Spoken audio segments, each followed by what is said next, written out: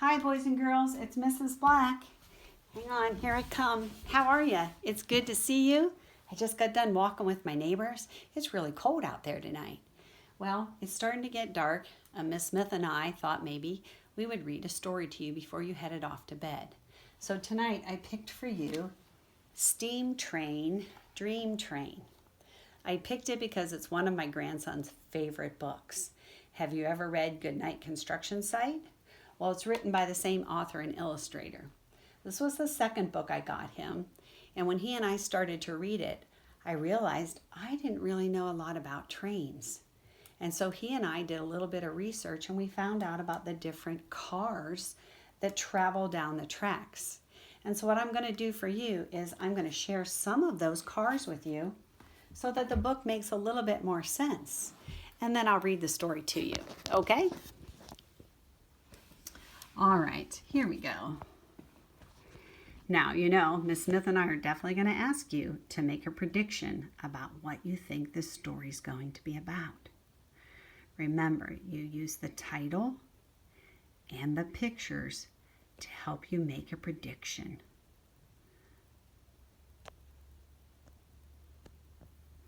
All righty, here we go. Before we get started, one of the first cars that you're going to learn about is called the tender car. And this car is used to haul coal and water for a steam locomotive. So here's that engine right up front, and this part right here is the tender car. That's the part that carries the coal and the water in order to make that steam locomotive go. Do you think there's a tender car in our story? There sure is, and that's why Camden and I, my grandson, decided to look up what a tender car was, because they have it on the very first page and they talk about it. So now you know, in order to make this steam locomotive go, you need coal and water. Oh, there's a big word. All right, I'm going to go ahead and cover the blend. That's one of our sight words, so I know you know it. Everybody, it's 8. So let's put the blend in the beginning. Here we go. Freight. Blend it. Freight. Yep.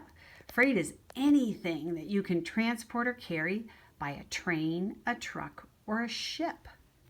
Can you think of things that are transported on a train? There's lots of things, boys and girls. Talk to your parents and ask them if they can name a lot of things that are carried by a train, a truck, or a ship.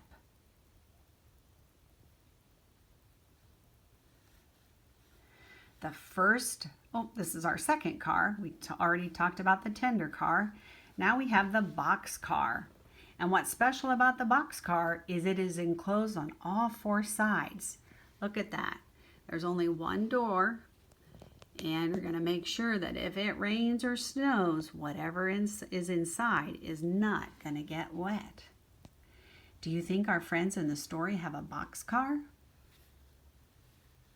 Yes, they do. Here's their boxcar.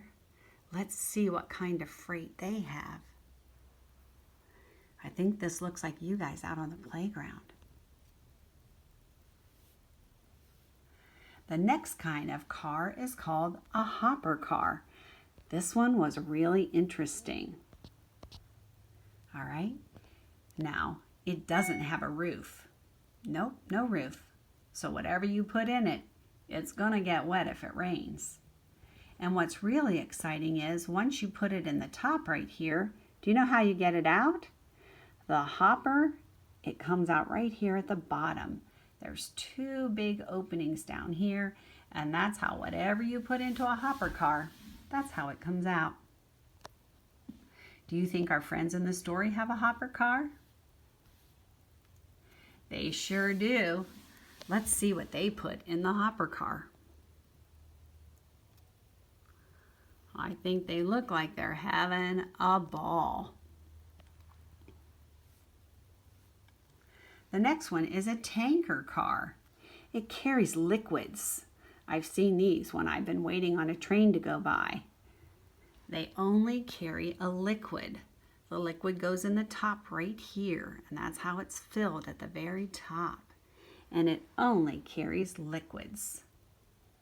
Let's see if our friends in the story have a tanker car. What are they putting inside that tanker car? I think it looks like paint. Boys and girls, is paint a liquid? This one was really interesting. This is called a reefer car. It's a giant refrigerator. You got it. If we're taking milk or meat or maybe even ice cream, we'd have to have something cold to put it in because we're going to travel a long way on a train. So it's called a reefer car. Let's see if our friends find a reefer car. Oh boy, I think this is one of the cars I'd like to be in. The next car is called a gondola car. If you're like me, I thought, boy, this looks just like the hopper car. It doesn't have a top on it, but if you'll notice, there's no opening on the bottom. On the gondola car, you open from the sides right here, and this drops open. And that's how whatever you put in there comes out. Remember, whatever you put in that gondola, it's gonna get wet if it rains or snows. Let's see if our friends found a gondola car. Oh, they sure did. Looks like they've made a giant sandbox in their gondola car.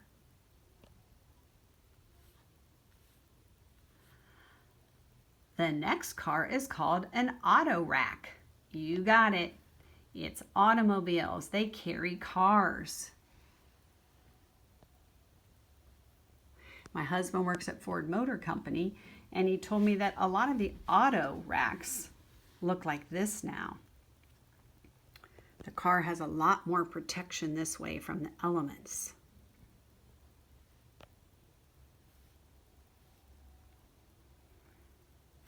Would you like to ride on the auto rack or in one of these cars? Do you think our friends in the story will ride in that? I have never heard of a well car, but this is called a well car. Now we're only looking at the very brown part on the bottom. This is the well car, not this part. This is what we're carrying. This is the well car, and it's low to the ground, and it carries tall objects or objects that have really odd sizes.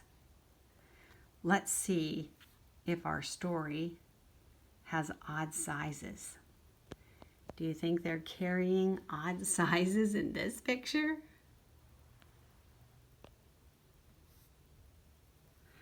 The next one is a flatbed car. You got it. It's flat, completely flat and very low to the ground. And what's special about this is it can carry extremely heavy loads. All right, let's see if you can guess what our friends. Flatbed. If you guessed a bed, you're right. There they are. And the last part of the train is the caboose. Most of the time, cabooses are red. A caboose is red. And that's where the crew will sleep. Do you think our train has a caboose? I think so. Now, the last 2 pages explain the dream part. Notice the walls in his room. And notice what's next to the floor by his bed. All right, so you've learned a lot about trains, haven't you?